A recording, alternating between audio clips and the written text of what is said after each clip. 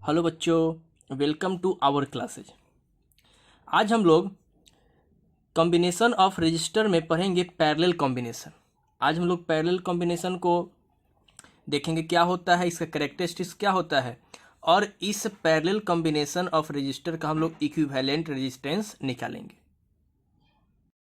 Parallel combination में क्या होता है कि रजिस्टर जितने भी कनेक्टेड है ये सारे एक दूसरे के क्या होता है, पैरेलल होता है। यानी R1 R2 के पैरेलल और R2 R3 के पैरेलल, यानी तीनों एक दूसरे के क्या है, पैरेलल है।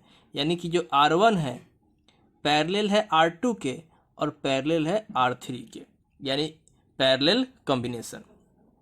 इस पैरेलल कॉम्बिनेशन में क्या होता है कि जो दो पॉइंट है ए और बी, इस दो पॉइंट के बीच का जो पोटेंशियल डिफरेंस होता है वो क्या होता है, सेम होता है, यानी भी। यानी ईच रजिस्टर से पोटेंशियल डिफरेंस भी जाएगा, यानी पोटेंशियल डिफरेंस ईच रजिस्टर का क्या होगा, कांस्टेंट होगा, यानी कितना भी।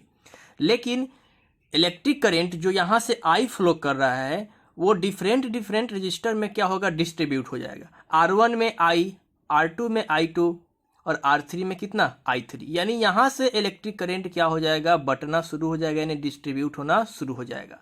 तो यहाँ से इलेक्ट्रिक करंट डिस्ट्रीब्यूट हुआ, लेकिन जैसे ही वो इलेक्ट्रिक करंट इस पास से होकर यहाँ पे आएगा तो यहाँ से फिर से इलेक्ट्रिक करंट का जो अमाउंट आई था वही इस सर्किट से फ्लो होना शुरू होगा और यहाँ तक पहुँचेगा क्या चीज़, आई।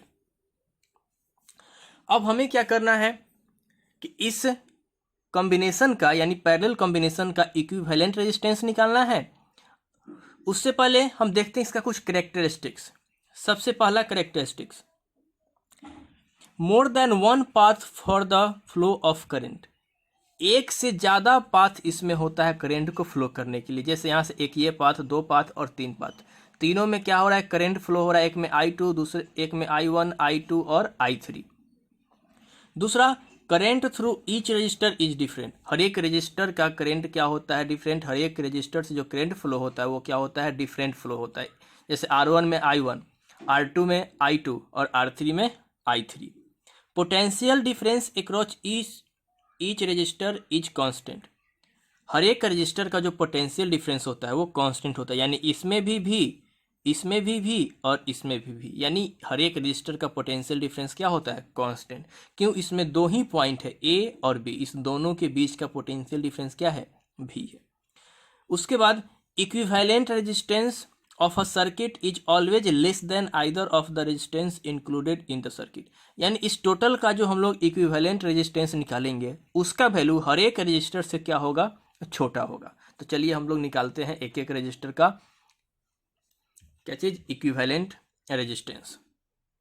इस पैरेलल कॉम्बिनेशन में हम लोग क्या मान लिए, let V be the potential difference across two common point A and B। इस दो कॉमन पॉइंट A और B का जो पोटेंशियल डिफरेंस है उसको क्या मान लिए, V मान लिए। और R1 R2 and R3 three register है जो कैसे कनेक्टेड है, एक दूसरे के पैरेलल, यानी इसका पैरेलल कॉम्बिनेशन है। तो यानी कि R1 R2 and R3 connected in parallel. तो ओम्स लॉ के हिसाब से क्या होगा, ईच रजिस्टर का हमें क्या निकालना है, इलेक्ट्रिक करंट कितना फ्लो हो रहा है। यानी क्या चीज, from Ohm's law I1 equal to क्या होगा, पहले रजिस्टर का V upon R1। I2 equal to क्या होगा, दूसरे का V अपॉन R2। और I3 इक्वल टू क्या होगा, V अपॉन R3। इसको मान लेंगे इक्वेशन 1, इसको 2 और इसको मान लेंगे 3।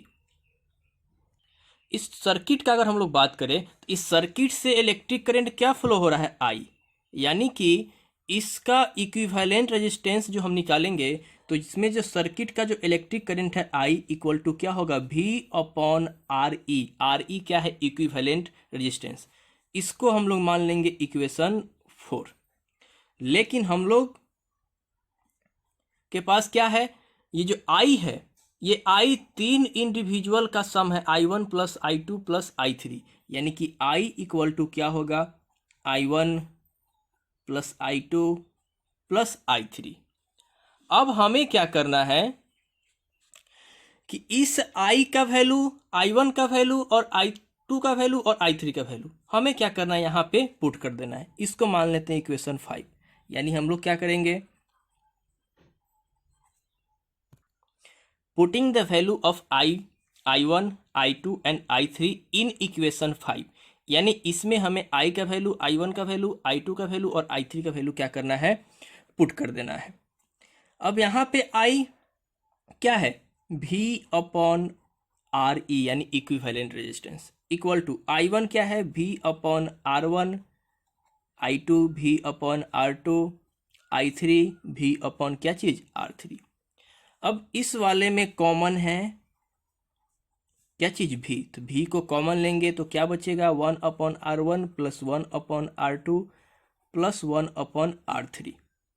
V से V कैंसिल आउट हो जाएगा तो मेरे पास क्या आएगा, देयरफॉर 1 अपॉन इक्विवेलेंट रेजिस्टेंस यानी R e equal to 1 upon R1 plus 1 upon R2 plus 1 upon R3, यानी कि इक्विवेलेंट जो रेजिस्टेंस है उसका रेसिप्रोकल क्या होगा, सारे इंडिविजुअल क्या चीज रेजिस्टेंस यानी रेजिस्टर के रेसिप्रोकल का सम।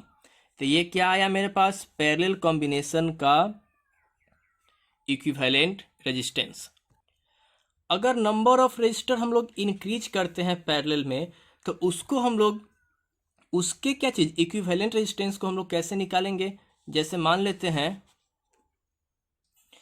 For every circuit with n number of resistance connected in parallel, यानी कि इसमें बहुत सारा रेजिस्टेंस है, n रेजिस्टेंस है, उसका इक्विवेलेंट रेजिस्टर क्या होगा जब पैरेलल में कंबाइन करेंगे, तो 1 upon R e equal to 1 upon R1 plus 1 upon R2 plus 1 upon R3 plus जितना होगा यानी RN, n है नंबर ऑफ रेजिस्टेंस, जितना रेजिस्टेंस होगा सारे का रेसिप्रोकल का सम क्या होगा, इक्विवेलेंट रेजिस्टेंस मेरा मिलेगा किसका, पैरेलल कॉम्बिनेशन का।